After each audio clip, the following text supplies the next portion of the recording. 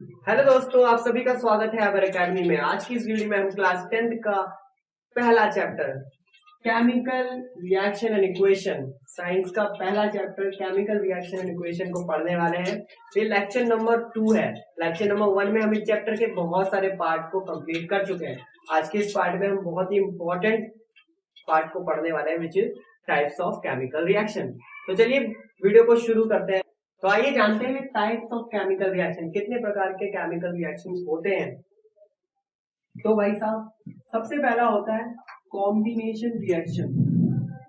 Combination reaction. दूसरा होता है आपका decomposition reaction. Decomposition reaction. And इसके जो पार्ट होते हैं ना, वो 3 तरह के होते हैं। इसमें भी 3 तरह के पार्ट्स होते हैं, 3 तरह के रिएक्शंस होते हैं, which is thermal, photo decomposition and last is electrolysis. ये 3 तरह के होते हैं, इनको भी हम पढ़ेंगे। तीसरा होता है हमारा मोस्ट इंपॉर्टेंट डिस्प्लेसमेंट रिएक्शन।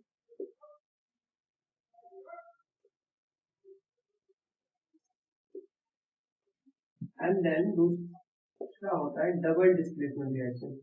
एक तरह से आप कह सकते हो कि डबल डिस्प्लेसमेंट रिएक्शन का ही पार्ट है, डिस्प्लेसमेंट रिएक्शन का पार्ट है। इसको हम सिंगल डिस्प्लेसमेंट रिएक्शन कहते हैं और इसको डबल डिस्प्लेसमेंट रिएक्शन कहते हैं, क्योंकि इसमें आगे हम पढ़ेंगे क्या क्या होता है। पांचवा होता है रेडॉक्स रिएक्शन। और कुछ और भी रिएक्शंस होते हैं, जैसे थर्मिक एक्सोथर्मिक रिएक्शन,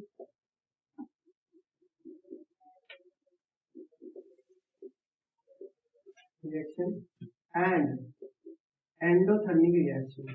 इन दोनों के बारे में भी हम पढ़ेंगे, ठीक है।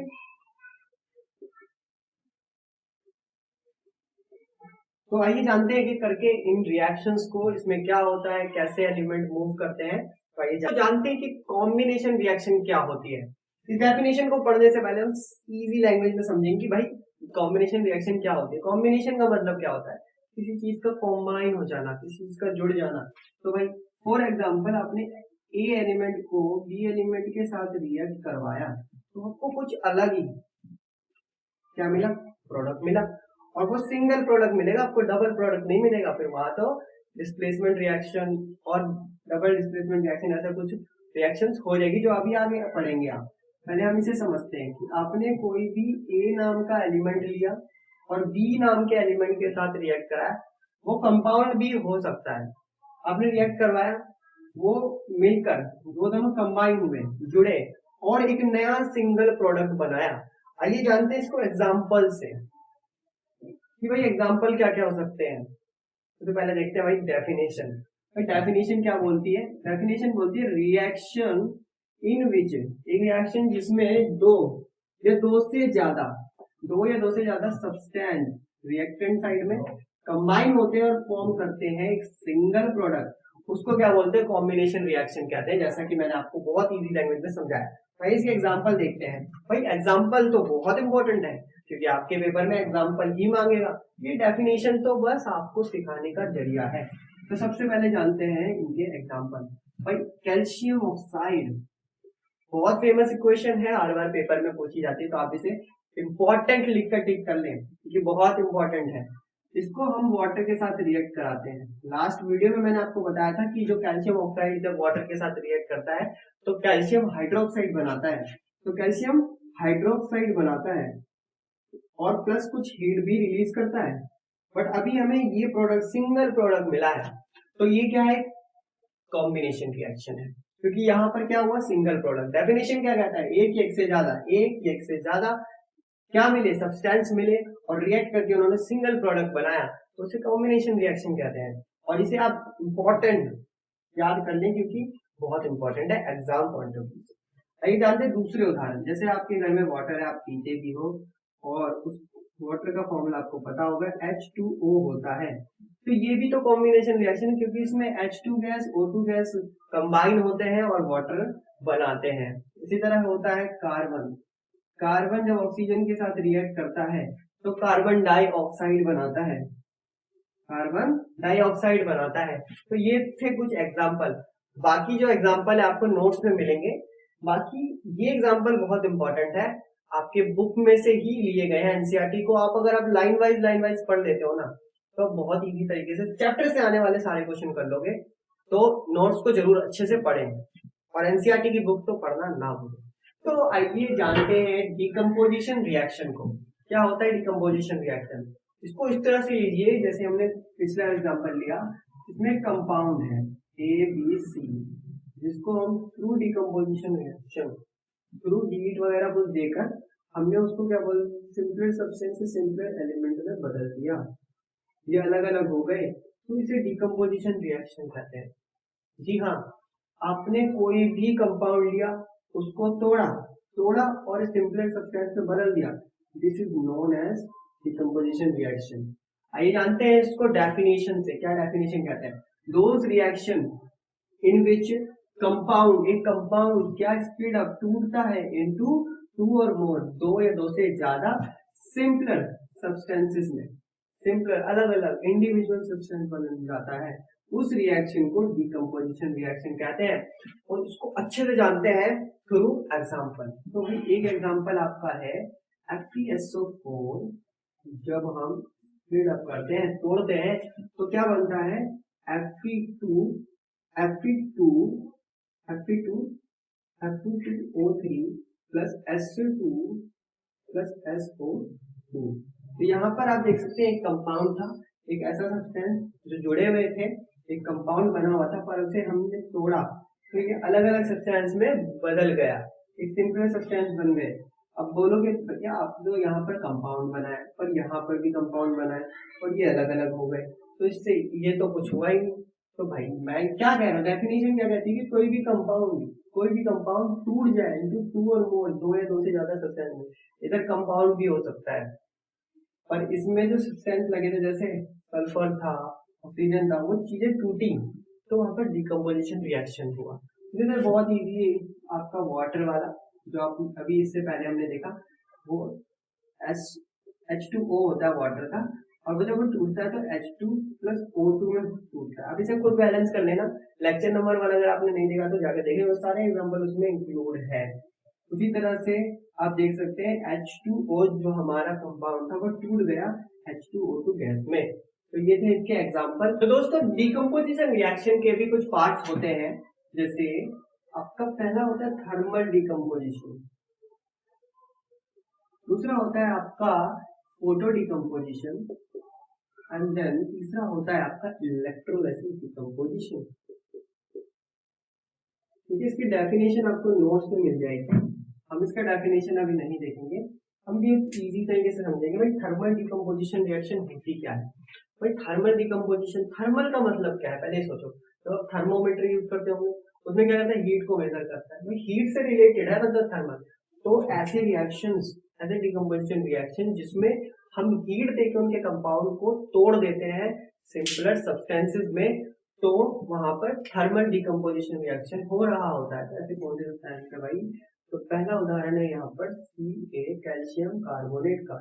इसे जब तोड़ते हैं तो ये calcium oxide plus CO2 carbon dioxide में टूट जाता है। तो ये इसका एग्जाम्पल था। उसी तरह से आप जानते हैं फोटो डिकम्पोजिशन रिएक्शन क्या होती है? फोटो डिकम्पोजिशन बहुत ही ऐसे डिकम्पोजिशन रिएक्शन जिसमें उनके कंपाउंड को तोड़ा जाता है थ्रू लाइट। फोटो मतलब लाइट। अब कौन सी लाइट? नॉर्मल लाइट नहीं, नॉर्मल लाइट से कैसे टूटेगी, हम सनलाइट की हेल्प लेते हैं इस चीज को तोड़ने के लिए। तो इसके एग्जाम्पल क्या हो सकता है? इसका एग्जाम्पल हो सकता है आपका भाई AgCl Ag प्लस Cl2, इसमें बन जाएगा। एक और एग्जाम्पल है AgBr, जब ये टूटेगा तो Ag प्लस Br बदल जाएगा। तो बहुत इजी है फोटो डिकम्पोजिशन, ऐसे डिकम्पोजिशन रिएक्शन जिसमें हम by the help of sunlight उनके कंपाउंड को सिंपलर सब्सटेंसेस में बदल देते हैं। तो आइए जानते हैं इलेक्ट्रोलाइसिस डिकम्पोजिशन क्या होती है। इलेक्ट्रोलाइसिस डिकम्पोजिशन क्या होती है भाई? इलेक्ट्रोलाइसिस मतलब थ्रू इलेक्ट्रिसिटी के हेल्प से हम किसी भी कंपाउंड को तोड़ते हैं। और उसका सबसे अच्छा एग्जांपल आपकी बुक में दे रखा है H2O, वाटर को। जब हम वाटर को तोड़ते हैं तो वो H2+O2 में बदल जाता है, तो ये थ्रू इलेक्ट्रोलाइसिस होता है। तो आइए जानते हैं दूसरे टाइप्स ऑफ रिएक्शंस को। दोस्तों आइए जानते हैं डिस्प्लेसमेंट रिएक्शन क्या होती है। बहुत इजी है, कोई भी एक कंपाउंड है ABC और दूसरा कोई एलिमेंट है X, इन दोनों ने रिएक्शन करी, क्या करता है कि X A वाले एलिमेंट को उसके ABC कंपाउंड से डिस्प्लेस कर देता है। तो यहाँ पर X BC हो गया और यहाँ पर A आ गया, तो यहाँ पर क्या होगा? यहाँ पर डिस्प्लेसमेंट रिएक्शन हो, क्या हुई? Displacement reaction. आइए बुक की डेफिनेशन क्या कहती है? बुक की डेफिनेशन कहती है दो रिएक्शन जिसमें इन विच वन एलिमेंट, एक एलिमेंट दूसरे एलिमेंट की जगह ले ले, take place of another element in a compound, are known as displacement reaction. उनको क्या बोलते हैं? डिस्प्लेसमेंट रिएक्शन कहते हैं। अब आइए इसके एग्जांपल जानते हैं। एग्जांपल क्या क्या हो सकते हैं?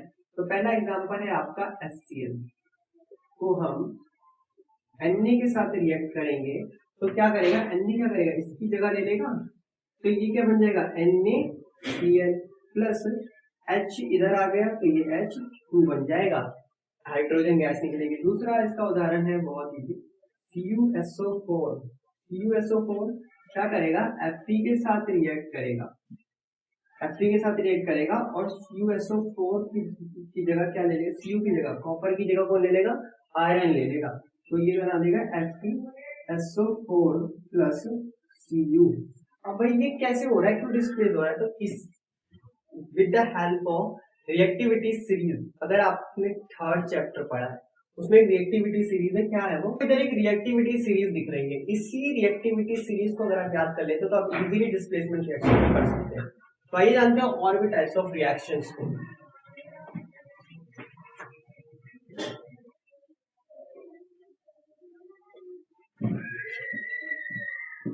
तो दोस्तों आइए जानते हैं डबल डिस्प्लेसमेंट रिएक्शन क्या होती है। पहले तो हम अपना तरीका आजमाएंगे बहुत इजी तरीके से। कोई मान लो कोई कंपाउंड है ABC और दूसरा XYZ, क्या करते हैं ये?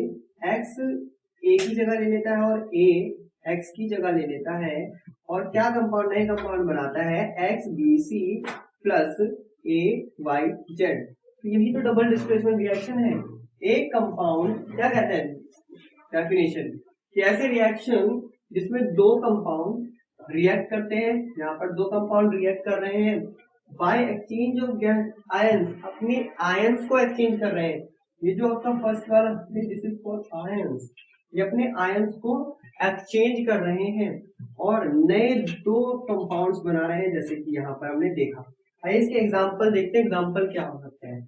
तो पहला एग्जाम्पल होता है Na2SO4 प्लस BaCl2 जो रिएक्ट करते हैं, तो ये क्या बनेगा? BaSO4 plus NaCl। तो यहाँ पर आपने देखा कि दो कंपाउंड ने रिएक्ट करा बाय एक्सचेंज ऑफ आयन, अपने एटम्स को एक्सचेंज करा। ये इधर चला गया और BS यहाँ पर आ गया, Na इधर आ गया, ये उधर चला गया, तो यहाँ पर दो नए कंपाउंड बने। इसी तरह से और भी एग्जांपल हो सकते हैं। तो भाई हाँ बिल्कुल और भी एग्जांपल हो सकते हैं, जैसे AgNO3 प्लस NaCl, जब ये रिएक्ट करेंगे तो क्या बनाएंगे? NaNO3 plus AgCl। तो यहाँ पर भी आप देख सकते हो दो कंपाउंड ने आपस में रिएक्ट करके by the exchange of ion नए दो कंपाउंड फॉर्म करें। तो यही था आपका डबल डिस्प्लेसमेंट रिएक्शन, बहुत इजी है। और जब ये रिएक्शन होती है ना, तो यहाँ पे पीपीटी फॉर्म भी होती है, जिसे आपने पहले लेक्चर में देख लिया होगा, या अगर नहीं देखा तो जाकर देख सकते हैं। आइए जानते हैं रिडॉक्स रिएक्शन क्या होता है। भाई इसको समझने से पहले आपको दो वर्ड को तोड़ना पड़ेगा। रिडॉक्स क्या है? देखो OX को हम ऑक्सीडेशन बोल सकते हैं, क्योंकि इसमें यही होता है, और यहाँ पर होता है रिडक्शन, रिडक्शन। तो इन्हीं दो वर्ड पर डिपेंड है ये रिडॉक्स रिएक्शन। भाई रिडक्स ऑक्सीडेशन क्या होता है?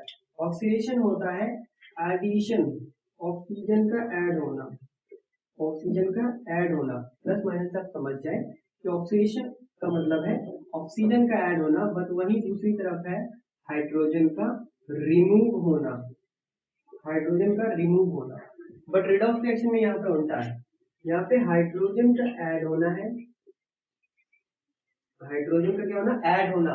और ऑक्सीडेशन का क्या, सॉरी ऑक्सीजन, ऑक्सीजन का क्या होना? ऑक्सीजन का रिमूव होना, ऑक्सीजन का रिमूव होना। तो इसके उदाहरण भी होंगे, बिल्कुल है, एग्जांपल है इसके। भाई ये है ऑक्सीडेशन, तो यहाँ पर हमने कॉपर के साथ जो ऑक्साइड को रिएक्ट करवाया, तो ये क्या बनेगा? CO, कॉपर ऑक्साइड बनेगा भाई। तो क्या हुआ? कॉपर क्या हो गया? ऑक्सीडाइज हो गया, कॉपर में ऑक्सीजन ऐड हो गया।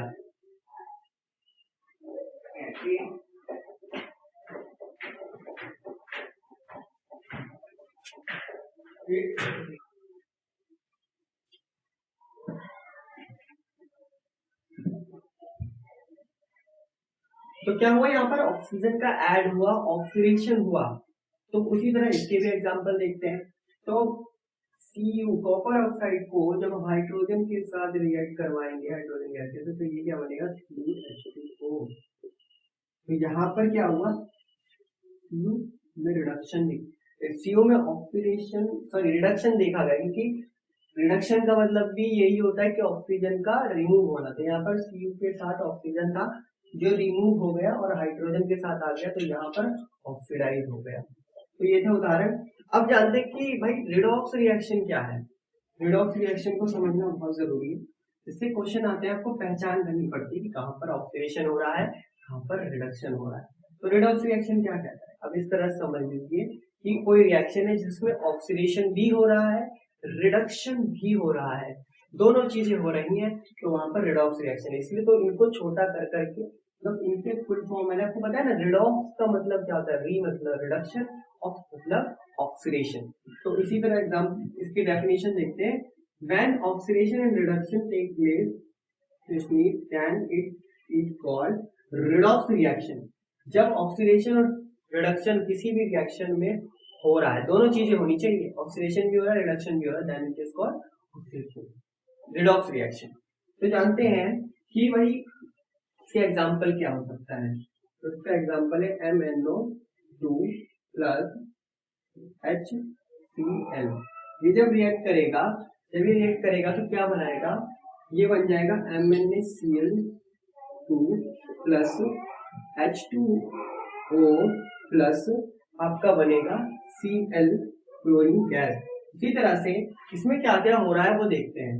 ये देखिए, पहले जो Mn था वो क्या था? ऑक्सीडाइज था, बट यहाँ पर क्या हुआ? रिडक्शन हो गया। तो यहाँ पर मैं बताता हूँ रिडक्शन हुआ, रिडक्शन हुआ, बट वही H जो था उसके साथ क्या हुआ? ऑक्सीडेशन हुआ। क्या हुआ? ऑक्सीडेशन हुआ। तो यहाँ पर रिडक्शन ऑक्सीडेशन दोनों हो रहा है, तो this is known as redox reaction. आइए जानते हैं लास्ट दो इंपॉर्टेंट रिएक्शंस के बारे में। जानते हैं एंडोथर्मिक और एक्सोथर्मिक रिएक्शन के बारे में। तो भाई एंडोथर्मिक रिएक्शन क्या है?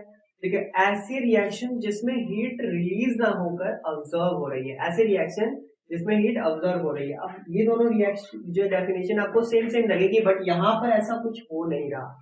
यहाँ पर एक वर्ड चेंज कर देता है पूरी डेफिनेशन का मतलब। क्या बोल रहा है यहाँ पर? भाई ऑब्जर्व, और यहाँ पर है रिलीज। भाई एंडोथर्मिक रिएक्शन क्या होती है? ऐसे रिएक्शन जिसमें हीट ऑब्जर्व हो जाती है, जब हमें किसी चीज में रिएक्शन करने के लिए हीट देनी पड़ती है, ऐसे रिएक्शंस को हम एंडोथर्मिक रिएक्शन कहते हैं। इसका एग्जांपल क्या हो सकता है? तो इसका एग्जांपल क्या हो सकता है? तो एग्जांपल है भाई कैल्शियम कार्बोनेट को जब हम हीट करते हैं तो कैल्शियम ऑक्साइड और CO2 के साथ, हाँ बस, तो ये रिएक्शन, ये इक्वेशन आपके इसका एग्जांपल है। इसमें क्या हुआ कि हमने हीट दिया कैल्शियम कार्बोनेट को। कैल्शियम कार्बोनेट को जब हमने हीट किया तो कैल्शियम ऑक्साइड और कैल्शियम कार्बोनेट बना। तो हीट जिसको गैस ने हीट ऑब्जर्व किया तभी तो ये टूटा। तो ये क्या एग्जांपल है, एंडोथर्मिक रिएक्शन। ये एक्सोथर्मिक रिएक्शन को जानते हैं भाई। एक्सोथर्मिक रिएक्शन यही ऐसे रिएक्शन जिसमें हमें हीट दिख रही है कि रिलीज हो रहा है, ऐसे रिएक्शन जिसमें हीट रिलीज होती है तो वो एंडोथर्मिक एक्सोथर्मिक रिएक्शन कहते हैं। ठीक है, तो इसका एग्जांपल क्या हो सकता है, किसमें हीट रिलीज होती है। तो मैंने आपको बताया था यार एक रिएक्शन, कैल्शियम ऑक्साइड। कैल्शियम हर जगह मिलेगा आपको, ये वाला एग्जांपल बहुत फेमस है, आपके पेपर में बार बार पूछा जाता है। और दूसरा, इसको जब हम वाटर के साथ रिएक्ट करते हैं, वाटर में डालते हैं तो ये भाई हीट प्रोड्यूस करता है बहुत ही ज्यादा अमाउंट में। तो हीट प्रोड्यूस हुई, हीट रिलीज हुई, हाँ या ना, हीट रिलीज हुई ना, हीट रिलीज हुई, then this is called endothermic reaction. आपको पहचान करने के लिए आ सकता है कि बताइए कि एंडोथर्मिक रिएक्शन इसमें से कौन सी हो रही है, या एग्जांपल लिखिए। तो ये वो है। दूसरा, अगर हम Na2 को H2 के साथ रिएक्ट करते हैं तो यहाँ पर NH3 बनता है और अमोनिया, और उसके साथ हम कुछ हीट भी देखते हैं कि भाई प्रोड्यूस तो हो रही है, तो ये भी एंडोथर्मिक रिएक्शन का एग्जांपल है। तो ये था आपका कंप्लीट चैप्टर 2 लेक्चर में हो चुका है, और इसके इंपॉर्टेंट क्वेश्चन आपको नेक्स्ट वीडियो में मिलने वाले हैं। और जो नोट्स है वो आपको डिस्क्रिप्शन में दे दिया गया है, उस लिंक से आप नोट्स को डाउनलोड करें और उसे पढ़ें। कुछ ऐसे इंपॉर्टेंट क्वेश्चन जो इस चैप्टर से छूट गए हो मुझसे, तो मैं आपको वो नेक्स्ट वीडियो में आपको सारे इंपॉर्टेंट क्वेश्चन जो आपके आ सकते हैं पेपर में, वो मैं आपको कंप्लीट करा दूंगा। तो मिलते हैं ऐसी नई किसी वीडियो में, तब तक के लिए पढ़ते रहें। और हाँ, चैनल पर पहली बार हो तो चैनल को सब्सक्राइब करके जाएं और वीडियो को लाइक करें। अगर हम अच्छा आपको पढ़ा रहे हैं, हमें मोटिवेट करने के लिए आप कुछ कमेंट भी कर सकते हैं।